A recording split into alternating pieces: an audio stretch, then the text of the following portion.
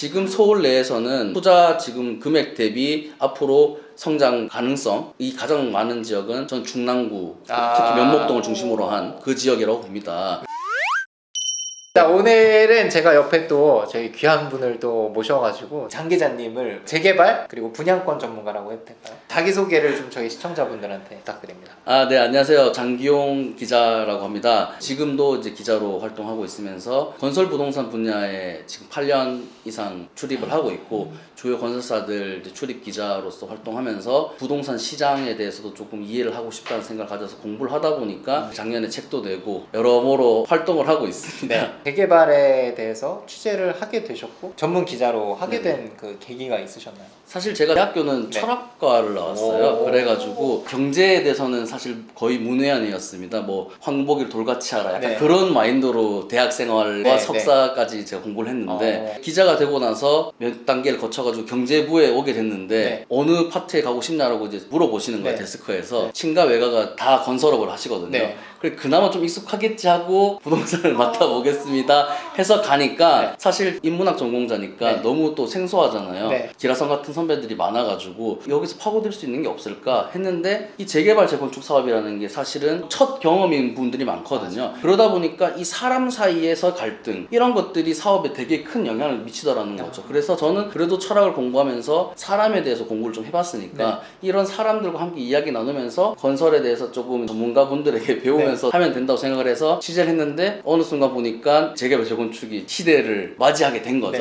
처음에 재개발 재건축 취재하기 시작한 2017년 초 그쯤에는 사실 재개발 재건축에 대해서 왜 하냐는 말들이 많았어요. 출구 전략 막 이런 이야기 나오고 빚내서 집 사라고 했지만은 집을 사지 않는 그런 시장 상황이었기 때문에 특히 재개발 재건축은 사람들이 관심이 많이 없었죠. 재개발을 하는데 그런 선입견들 있잖아요. 재개발은 오래 걸린다, 투자금이 많이 든다, 뭐 이런 거에 대한 선입견이 있는데 투자 방법에 대한 좀 장단점이랄까 그런 게 좀 있을까? 어떻게 투자를 하는 건지 프로세스. 일단 기본적으로 재개발이든 재건축이든 오래되고 낮은 집을 부수고 새 아파트를 짓는다는 점에서 공통점이 있습니다. 그런 면에서 본다면은 새 아파트는 공사비라든지 이런 것들이 모든 게 반영된 분양가라는 걸로 판매가 되지만은 재개발 재건축 같은 경우에는 건물 가치는 거의 없어요. 그 땅의 가치 그리고 이게 새 아파트가 됐을 때 기대 가치가 부여가 돼 있는 건데 지금처럼 시장 상황이 좀 안 좋을 때는 그런 기대 가치가 가격에서 상당히 많이 빠지게 되죠. 그런 부분에서 시장이 안 좋을 때 오히려 초기에 들어가서 버틴다면은 기대 수익을 높게 가져갈 수 있는 사업이다. 우리 조심해야 될 거는 이 재개발 재건축 사업이라는 게 상당히 장기간에 걸리는 사업입니다. 그렇기 때문에 내가 그 연끌을 해가지고 불과 몇 년 전입니다. 노원구, 도봉구 이런 데 재건축 아파트들 연끌 투자가 많았거든요. 고점에서 기대감이 한층 반영된 상태에서 투자를 하셨다 보니까 하락기에 그런 분들이 지금 못 견뎌가지고 금매를 많이 내놨었거든요. 그 금매를 지금 최근에 이제 특례보금자리론 이런 게 나오면서 다시 받아내는 그런 상황이 벌어지고 있는데 어떤 시장 상황을 잘 살펴본다라면은 초기에 적은 비용으로 투자를 해서 수익을 올릴 수 있는 사업이다라고 할 수 있겠습니다. 투자금을 적게 들여서 하려면 사실 그 타이밍에는 뭔가 재개발 얘기도 없어야 되고 사실 그런 프리미엄이 붙기 시작하면 투자금도 많이 들어가는 거잖아요. 재개발 재건축 사업 같은 경우에는 일단 행정 절차만 한 7년 정도 걸리는 길게는 10년 15년이 걸리는 사업이기 때문에 주요 변곡점이 있습니다. 어떤 행정 절차를 넘어설 때마다 그런 기대감이 반영이 되는 거거든요. 그러니까 아웃을 할 때 반드시 내가 새 아파트가 되고 나서 파는 것만이 능사가 아니라 그런 주요 변곡점마다 어떻게 보면은 팔고 나올 수 있는 그런 타이밍들이 존재한다는 거죠. 예를 들어서 사업 시행 인가를 받았다. 그리고 관리 처분 인가를 받았다. 그런 시점들에 가격이 오르거든요. 당연히 갈수록 올라가겠죠. 그렇죠. 재개발에 가까워질수록. 사업 시행 인가라고 이 사업을 어떻게 할 것인가라는 전체적인 밑그림을 지자체에 승인을 받는 단계가 있습니다. 이 단계가 되면은 이 사업은 웬만하면 취소가 안 되고 간다라는 믿음이 생기는 단계거든요. 그때 또 가격이 상승을 하고 관리 처분 인가라고 하는 거는 기존의 원주민들이 어떻게 집을 받고 남은 집들을 어떻게 일반 분양할 것인가라는 그 계획을 승인받는 겁니다. 관리 처분 인가 이후에는 이제 이주 철거가 이루어지죠. 그러면 완전 눈에 보이는 실제로 철거가 이루어지기 때문에 관리처분 인가 이후에 상당히 또 가격이 상승하는 그런 모습들이 나타납니다. 저희 시청자층이 20대, 30대 분들이 많으시고 투자금이 많으신 분도 계시지만 별로 없는 분이 많으세요. 네네네. 뭐 5천만 원, 1억 뭐 요 금액으로 지금 어디 재개발을 투자를 해야 돈을 벌 수 있냐, 약간 이런 그냥 단순한 게 궁금하실 것 같은데. 네네. 5천만 원, 1억 사이라면은 네. 서울 내에서 아파트를 사기에는 상당히 무리가 있는 그렇죠. 금액이긴 합니다. 네. 기본적으로 빌라나 연립주택 이런 걸 사게 되면은 받을 수 있는 월세라는 게 시세가 정해져 있지 네, 않습니까? 네, 네. 이거를 전세로 전환했을 때 적정 가격이라는 게 있는데 최근에 전세 사기라든지 이런 것들이 있음으로 인해 가지고 네. 전세가는 바닥에 왔다라는 생각이 들고, 그렇다면은 지금 시세 수준에서 세팅을 하는 거는 제가 봤을 때 큰 위험은 없지 않겠나 그런 생각을 하고, 특히 재개발 같은 경우에는 직접 가보시면 아시겠지만은 실거주하기가 어려워요. 네. 재개발 지역에 들어가서 몸테크를 한다는 거에 대해서 네. 상상을 못 하시는, 그쵸. 웬만해서는 못 하죠. 그렇기 때문에 이제 이런 분들은 조금 무리를 해서라도 재건축 아파트 많이 양보해서 네. 네. 재건축을 가는 것이고, 정말로 나는 이 약물고 돈이 너무 없지만은 네. 한번 부동산 자산을 뻥튀기를 한번 해보겠다 네. 라는 분들은 이제 재개발 지역에 가서 살 수도 있는 거죠. 근데 직접 살기가 어려우니까 네. 그런 전세를 세팅해서 네. 갭 투자를 하는 그런 모습들이 나타나고 있는 겁니다. 어디를 하면 좋을지. 저 같은 경우는 이제 기자기 때문에 네. 가격 조작을 하는 게 좀 사실 조심스럽긴 한데, 네. 사실 아는 분들은 다 아는 이야기이기 때문에 네. 말씀을 한번 드려보겠습니다. 네. 일단은 기본적으로 서울 내의 지역들이 유망합니다. 왜냐하면은 서울 전체 주택 가운데 네. 아파트 비율이 몇 퍼센트 정도 될 거라고 보세요? 반절 정도? 네, 맞습니다. 한 네. 58%, 59%쯤 되는데, 다른 도시들은 어떨까요? 우리나라의 다른 도시들, 광역시들.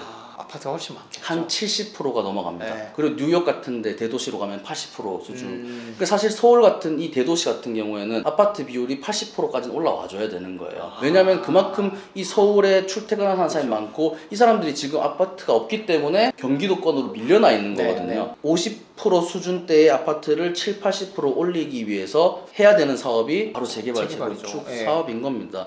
그렇기 때문에 서울 내에 웬만한 낙후된 그런 지역들, 빌라 밀집 지역이라, 네. 그리고 지금 노원, 도봉, 목동 같은 낡은 아파트들이 밀집한 지역들은 반드시 재개발, 재건축을 할 수밖에 없는 시대적 운명 같은 네. 상황에 지금 처해 있는 겁니다. 그렇기 때문에 서울 내에 웬만한 지역에서는 손해보실 일이 크게 없다. 그리고 아까 말씀드렸다시피 재개발, 재건축 사업 같은 경우는 네. 호흡이 되게 긴 사업입니다. 네. 내가 버틸 수 있으면은 하락기엔 버티면 되는 거고, 네. 나머지는 시간이 해결해 준다라는 말이 있잖아요. 네. 화폐 가치는 떨어지고 네. 부동산의 희소성은 여전하기 때문에 장기적으로 봤을 때는 서울 지역에서는 우상향하는 모습이 나타날 수밖에 없기 때문에, 그런 부분에서 재개발, 재건축을 투자하시는 분들이 지역을 고를 때 저 같으면은 네. 이제 지방보다는 네. 서울 내를 고르겠다. 근데 굳이 그 중에서도 어느 지역을 추천할 거냐 했을 네. 때 네. 저는 당연히 입지적으로 훨씬 좋아질 네. 것이지만은 사람 인식 속에서 낙후된 지역, 거기라고 하는 지역들이 앞으로 뜰 수밖에 없다라는 네. 생각을 합니다. 지금 서울 내에서는 투자 지금 금액 대비 앞으로 성장 가능성이 가장 많은 지역은 전 중랑구, 특히 면목동을 중심으로 한 그 지역이라고 봅니다. 왜냐하면은 면목동은 가보시면은 정말 서울에서 가장 낙후된 주택들이 모여있는 지역이에요. 근데 이 면목동이 어떤 교통 여건을 가지고 있냐면 7호선을 통해서 강남으로 직결됩니다.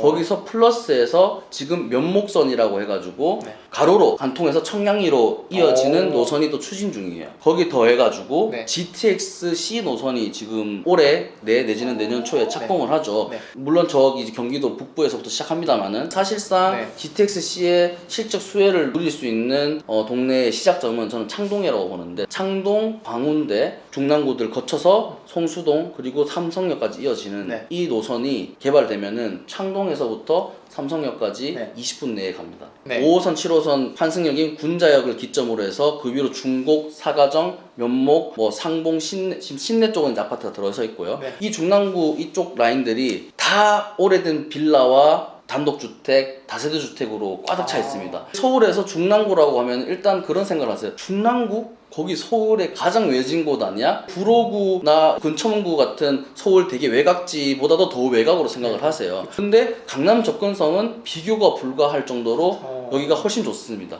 거기다 GTX까지 들어서면 그 접근성이 더 좋아지고요. 그렇다고 본다면은 이 면목동의 미래 가치는 상당히 높다라고 할 수 있는 거죠. 구리, 갈매, 남양주, 다산 이쪽은 다 새 아파트거든요. 그래서 신혼부부들이 다 그쪽 지역을 갑니다. 만약에 면목동이 개발되면은 면목동의 입지가 훨씬 좋잖아요. 네. 당연히 이 지역들보다는 가격이 높게 책정될 수밖에 없는 거죠. 근데 이 지역들의 지금 현황이 어떻냐면은 나이 많으신 아주머니들이 맥주나 이런 거 파는 데 있잖아요. 네. 그런 가게들이 있고 아. 차 하나도 지나가기 어렵고 좁은 골목길로 이루어진 동네거든요. 그러니까 상상을 못 하는 겁니다.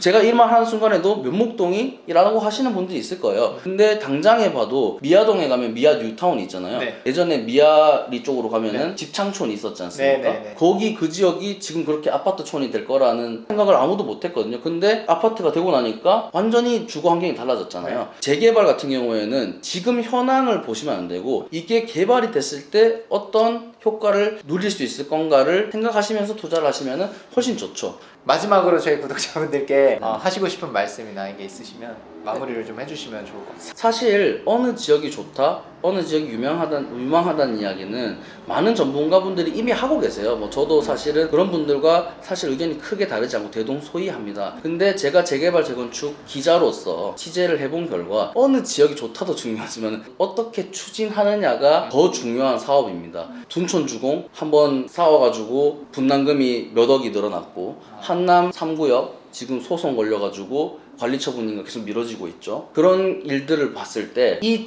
지역이 앞으로 유망할 것인가에 대한 부분도 중요하지만 이 사업을 원활하게 매끄럽게 진행시키는 게 상당히 중요합니다. 주민들의 공부, 철저한 관심 이런 것들이 바탕이 돼야 된다. 그런 부분들을 강조드리고 싶습니다. 그래서 그 방법을 작년에 책으로 쓴 겁니다. 그렇구나. 2부에서 좀 더 디테일한 내용으로 방법론적인 거를 좀 말씀을 좀 기대하면서 이번 영상 마무리를 하도록 하겠습니다. 감사합니다.